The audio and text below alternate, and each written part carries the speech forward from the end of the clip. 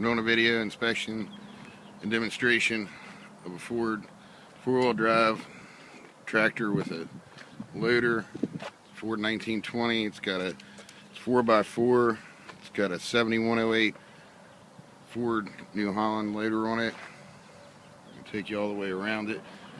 Please notice this is a quick attach loader. You want to go mow with the tractor or something, just pop the loader off. It's a one-man operation. It's got clipped with a 3-point hitch. It's got one set of rear remotes, as you see.